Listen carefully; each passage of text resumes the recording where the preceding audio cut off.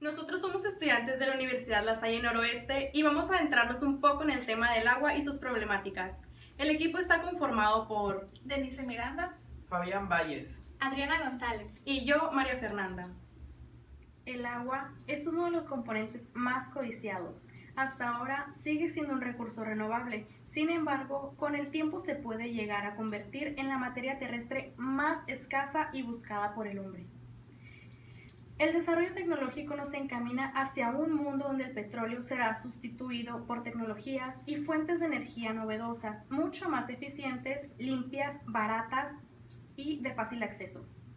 Sin embargo, el agua no puede sustituirse, a menos por ahora. Por eso, este líquido se está volviendo más preciado que el oro. ¿Qué haríamos sin agua? ¿Qué pasaría con las plantas? ¿Qué pasaría con los animales? Es un elemento indispensable tanto para el mundo como para nosotros. No podemos existir sin agua. Pronto será un elemento de disputa entre los países y mientras no se llegue a un acuerdo para mejorar la calidad de vida y el hecho de compartirla, podría detonar una tercera guerra mundial. el agua H2O es un compuesto químico inorgánico formado por dos átomos de hidrógeno y uno de oxígeno.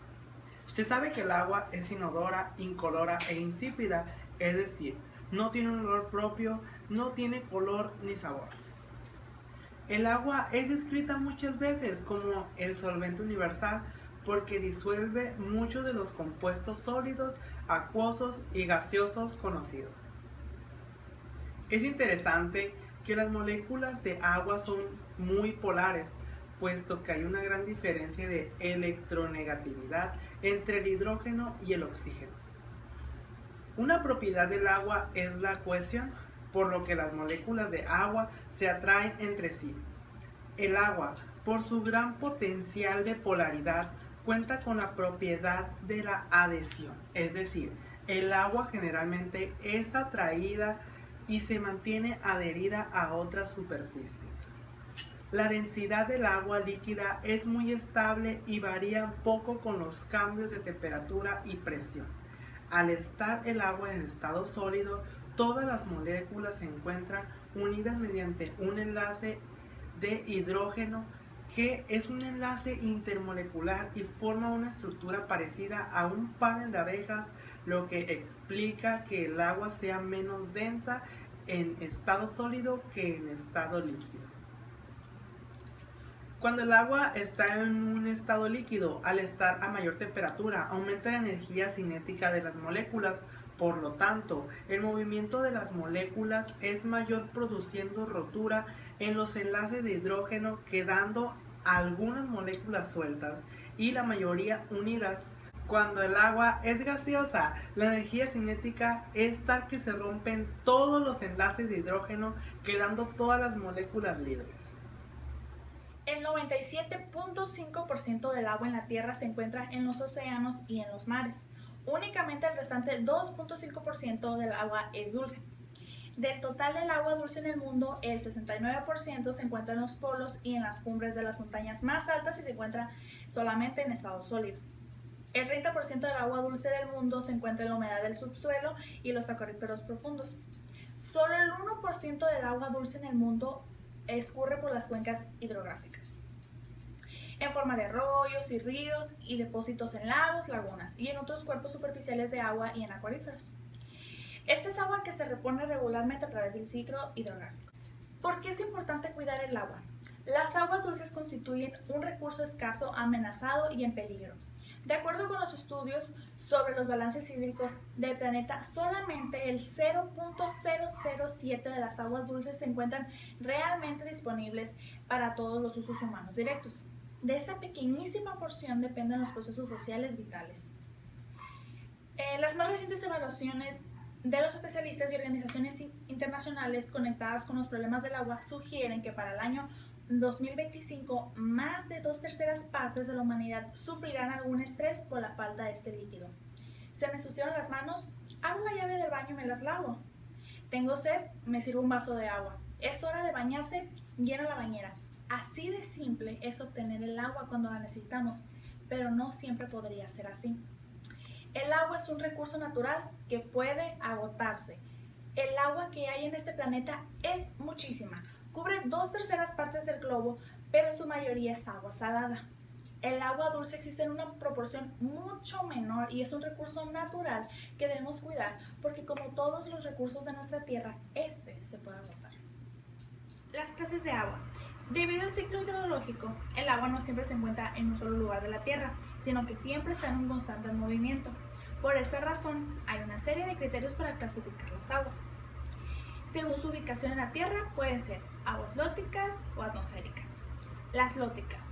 Estas se encuentran en superficies de litosfera, o sea, en reposo. Por ejemplo, los lagos, los estanques, pantanos, charcos y algunos otros más.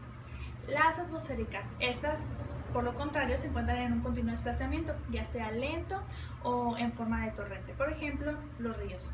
Estas aguas tienen mayor oxígeno que las anteriores, pues debido al movimiento. También se clasifican en dulces o saladas. Las primeras contienen mayor cantidad de sales disueltas que las anteriores, o sea, que las atmosféricas, y esas se han formado por ríos y lagos. Y las saladas contienen abundante cantidad de diversas sales. En los mares es un 3.5% de las sales disueltas. La contaminación del agua, que en gran parte es causada por las actividades humanas, se comienza a producir desde los primeros intentos de industrialización, transformándose en un problema tan habitual como generalizado. Durante la Revolución Industrial, el aumento de los bienes de consumo y sus procesos de producción requerían de la utilización de una gran cantidad de agua para la transformación de las materias primas. A su vez, los desechos de dichos procesos productivos eran tirados en los cauces naturales de agua, sin ningún tipo de depuración, con sus desechos contaminantes correspondientes. Entonces, fue a partir de ese momento que comenzó a extenderse lo que es el grave problema de la contaminación del agua. Esta contaminación ocurre porque los ecosistemas tienen la capacidad de limpiarse cuando se reciben pequeñas cantidades de contaminantes y de esta manera pueden mantener un equilibrio. Pero el problema aquí sucede cuando la cantidad de contaminantes supera la capacidad de absorción del medio ambiente. De esta manera existen dos tipos de contaminantes en el agua. El primero es el que tiene que ver con su ciclo natural y este se da cuando el agua entra en contacto con constituyentes contaminantes, como sustancias minerales y orgánicas, ya sea disueltas o en suspensión, que existen en la corteza terrestre, la atmósfera y en las mismas aguas. Pero el tipo de contaminante que es el más perjudicial es el que es directamente provocado por el ser humano, así como el que es vertido de sustancias tóxicas residuales en procesos industriales y urbanos, que son arrojados a ríos, mares y a lagos, así como la contaminación derivada del uso de pesticidas, fertilizantes y otros químicos en la agricultura. Los gobiernos deben encaminar sus políticas ambientales y económicas a una mejor gestión del agua. Por ejemplo, uno de los sectores donde más agua se gasta es la agricultura y cuenta con un alto porcentaje de deficiencia en la administración de la misma. Por esto, a continuación, veremos algunos ejemplos de acciones gubernamentales para ampliar esta crisis. Una mayor educación de la ciudadanía en el ahorro del agua. El control del crecimiento de la población. La implantación del riego por goteo, ya que este da una eficiencia excelente en el ahorro de agua potable. Así como tratar el agua residual para convertirla en apta para el riego, ya sea agrícola o por lo menos para parques y jardines. También implementar las desalinizadoras, pero buscando nuevas tecnologías, ya que las actuales suponen mucho gasto energético y desechos de salmuera, aunque de igual manera esta puede ser reutilizada. E igualmente soluciones desde la casa a la crisis del agua potable. Así como exigir a nuestros políticos soluciones gubernamentales a la escasez de agua potable. También debemos de llevar a cabo medidas como cerrar los grifos mientras nos enjabonamos, nos afeitamos o nos cepillamos los dientes. Y lavar el coche con cubos y no con manguera. De igual manera, informar de cualquier fuga que veamos en la calle. El agua es básica para la vida hasta el punto de que si no existiera, no habría vida. De hecho, nosotros mismos estamos compuestos en gran parte de agua y moriríamos si estuviésemos una semana sin beberla. Ahora bien, conociendo la gran importancia del agua, debemos tener en cuenta los problemas por los que atraviesa el agua o los problemas que puede acarrearnos si nos falta o si está contaminada. Los problemas son: 1. La falta de agua potable. 2. La contaminación del agua. 3. Enfermedades. Y 4. Lluvias ácidas. Por supuesto, también puede producir problemas como catástrofes, maremotos, inundaciones, los cuales no pueden ser prevenidos. En conclusión, el agua es un tesoro valioso de nuestro planeta. Es el líquido más abundante de la Tierra y es responsable de la vida. Gracias a ella viven los animales, las plantas y nosotros mismos. Cuando falta el agua, todos sufrimos las consecuencias.